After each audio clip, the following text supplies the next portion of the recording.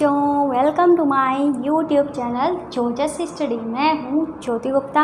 मैं लेकर आई हूँ 8th क्लास की मैथ, जिसकी एक्सरसाइज है, कौन सी भाई एक्सरसाइज है हमारी 3.4। और क्वेश्चन जो है वो है हमारा चौथा। क्या होता है कि हमारी क्लासेज जो हैं वो 6 क्लास से लेकर 10th क्लास तक की जो क्लासेज हैं वो चलती रहती हैं, तो कन्फ्यूजन हो जाती है कि कौन सी एक्सरसाइज चल रही है। ठीक है, तो चलो छोड़ते हैं। अपना क्वेश्चन जो है वो कहते हैं, क्वेश्चन जो है वो कह रहा है कि एक चतुर्भुज का नाम बताइए जिसके विकर्ण। ठीक है, तो हमें चतुर्भुज का नाम बताना है। तो जैसे कि पहला पॉइंट जो है इन्होंने क्या दिया है, इन्होंने दिया है एक दूसरे को समद्विभाजित करते हैं। ठीक है, तो क्या कह रहे हैं, एक दूसरे को समद्विभाजित करते हैं। तो भाई कौन है जो एक दूसरे को समद्विभाजित करते हैं, तो हम यहाँ पे बनाएंगे अपना आयत। आयत के जो विकर्ण होते हैं एक दूसरे को क्या करते हैं, समद्विभाजित करते हैं। साथ में ही हमारा जो समांतर चतुर्भुज होता है वो भी क्या करता है, इसके विकर्ण जो होते हैं एक दूसरे को समद्विभाजित करते हैं। ठीक है, और वर्ग भी हमारा होता है। ठीक है, इन्होंने 2 शायद बोला है, वर्ग भी ऐसे होता है कि ये एक दूसरे को, इनके विकर्ण जो होते हैं वो समद्विभाजित करते हैं। तो क्या क्या लिखना होगा हमें, आयत, समांतर चतुर्भुज और वर्ग। ठीक है, इस तरीके से जो आंसर है हम लिख देंगे। फिर ये, और अगर और आपको लिखना है तो और भी मैं आकृति बता देती हूँ। जैसे कि हमारा एक समचतुर्भुज होता है। ठीक है, समचतुर्भुज के भी विकर्ण एक दूसरे को समद्विभाजित करते हैं, तो आप यहाँ पे लिख सकते हो समचतुर्भुज। ये जो सिंबल है मैंने चतुर्भुज का बनाया है। ठीक है, चतुर्भुज बनेगा तो चौकोर ही बनेगा। ठीक है, तो शॉर्ट में लिखा है मैंने।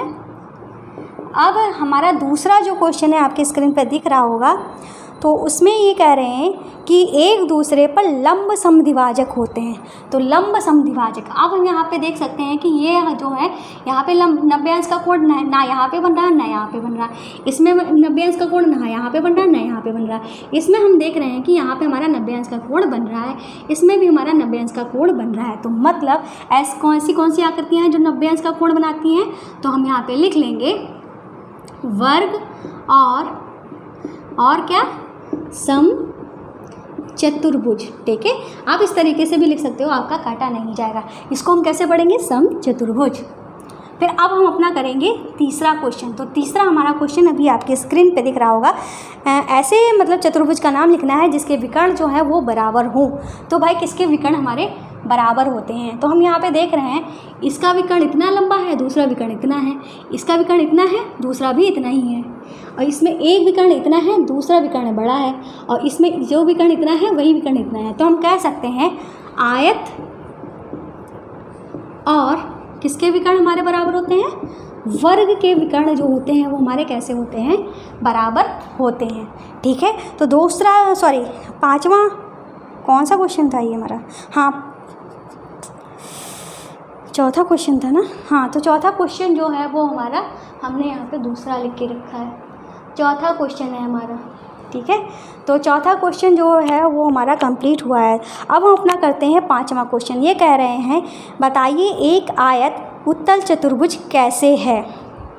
तो भाई उत्तल चतुर्भुज की बात कर रहे हैं, तो उत्तल चतुर्भुज क्या होता है, उत्तल चतुर्भुज क्या होता है मैंने आपको पिछली क्लासेस में बताया है। तो ऐसा चतुर्भुज, ठीक है, ये क्या है, आयत की इन्होंने बात की है, ऐसा चतुर्भुज जिसके विकर्ण उस आकृति के अंदर बने। ठीक है, तो वो हमारा उत्तल चतुर्भुज होता है। जैसे इसके विकर्ण अंदर हैं, इसके भी विकर्ण अंदर हैं, इसके भी विकर्ण अंदर हैं, इसके भी विकर्ण अंदर हैं, तो ये हमारे सारे चतुर्भुज कैसे हैं, उत्तल चतुर्भुज हैं। तो हम यहाँ पे लिख देंगे आयत में विकर्ण उसकी आकृति के अंदर बनते हैं, आकृति के अंदर बनते हैं, इसलिए क्या है, उत्तल चतुर्भुज है।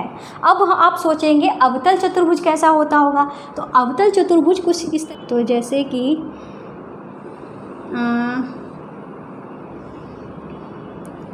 ठीक है, इसको ऐसे मिला दो, तो ये हमारा क्या है, दिखने में चाहे आपको ये त्रिभुज जैसा लग रहा हो, पर ये हमारा त्रिभुज नहीं है, ये हमारा क्या है, एक चतुर्भुज है। कैसे, 1 2 3 4, 4 भुजाएं हैं। कोने कितने हैं, 1 2 3 4, 4 इसके कॉर्नर भी हैं। ठीक है, अगर इसके विकर्ण की बात करते हैं तो विकर्ण क्या होता है, विकर्ण तो हमारा वही होता है जो एक कोने को दूसरे कोने से मिलाए। ठीक है, तो इसका एक कोना ये है, एक कोना ये है, इसको हमने मिलाया तो ये तो हमारा विकर्ण अंदर बना अंदर। अब हम इसके दूसरे विकर्ण को मिलाएंगे तो ये हमारा इस आकृति के बाहर बन रहा है। आकृति तो हमारी यही है ना, अब विकर्ण कहाँ बन रहा है, बाहर बन रहा है। तो ये हमारा कैसा हो गया, अवतल हो गया है, अवतल चतुर्भुज हो गया है। ठीक है, यह आपका पूछा नहीं गया था, फिर भी मैंने आपको बता दिया है। अब हम अपना करते हैं 5वां क्वेश्चन, छठा क्वेश्चन। ठीक है, कौन सा क्वेश्चन है, छठा क्वेश्चन है। ये कह रहा है ABC एक समकोण त्रिभुज है और O समकोण की सम्मुख भुजा का मध्य बिंदु है। बताइए कैसे O बिंदु ABC से समान दूरी पर स्थित है। ठीक है, ये हमें बताना है। तो हमें ये आकृति जो है वो हमको दी है। तो इन्होंने कहा क्या है, OA जो है वो बराबर है OB के, और जो है OC जो है वो बराबर है मतलब ये तीनों चीज़ें जो हैं बराबर हैं।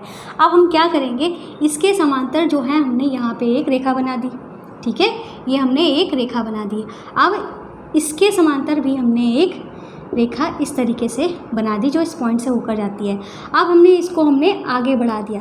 तो अब हम देख रहे हैं कि हमको एक जो आकृति प्राप्त हो रही है वो आयत की प्राप्त हो रही है। ठीक है, अगर ये हमारी आयत में क्या होता है, ये वाला जो हिस्सा होता है ये इसके बराबर होता है। ये विकर्ण जो होगा आधा आधा समद्विभाजित हो, विकर्ण जो होते हैं वो हमारे समद्विभाजित होते हैं। आप इसको सीधे सीधे समझ सकते हो। ठीक है, तो अब हम क्या करेंगे, इसको हमने D मान लिया तो हम यहाँ पे क्या लिख सकते हैं, हम यहाँ पे लिख सकते हैं त्रिभुज ABC तथा त्रिभुज ACD मिलकर क्या बना रहे हैं, मिलकर एक आयत बना रहे हैं। ठीक है, एक आयत बना रहे हैं जिसमें विकर्ण क्या है हमारा, जिसमें विकर्ण हमारा क्या है, BD और AC है, BD और AC है। ठीक है, जो एक दूसरे को क्या करते हैं, समद्विभाजित करते हैं, एक दूसरे को समद्विभाजित करते हैं, एक दूसरे को समद्विभाजित करते हैं। तो हमको बताना क्या था, यही हमको बताना था ना, तो हम यहाँ पे लिख देंगे। इसलिए OA बराबर OB बराबर OC। ठीक है, इसलिए हम लिख देंगे, मतलब जब समद्विभाजित करते हैं तो ये बराबर हमारा क्या हो जाएगा, ये हो जाएगा। ठीक है, और ये बराबर जो है ये हो जाएगा। मतलब विकर्ण आयत कैसा होता है, एक आयत ऐसा होता है। ठीक है, जिसके विकर्ण जो होते हैं बराबर होते हैं और विकर्ण एक दूसरे को समद्विभाजित करते हैं। मतलब जो दूरी ये है वही दूरी यही रहेगी, और यही दूरी जो है, ये दूरी जो है इसके बराबर हो जाएगी, यही दूरी इसके बराबर। मतलब चारों जो हैं वो हमारी भुजाएं जो होती हैं बराबर हो जाएंगी। इसी तरीके से ये भुजा इसके बराबर हो जाएगी, ये भुजा इसके बराबर हो जाएगी, ये भुजा इसके बराबर हो जाएगी। तो हम क्या कह सकते हैं, इसलिए OA बराबर OB बराबर OC ये हम लिख सकते हैं। ठीक है, इस तरीके से क्वेश्चन जो है हमारा कंप्लीट हुआ, आपकी एक्सरसाइज भी कंप्लीट हुई।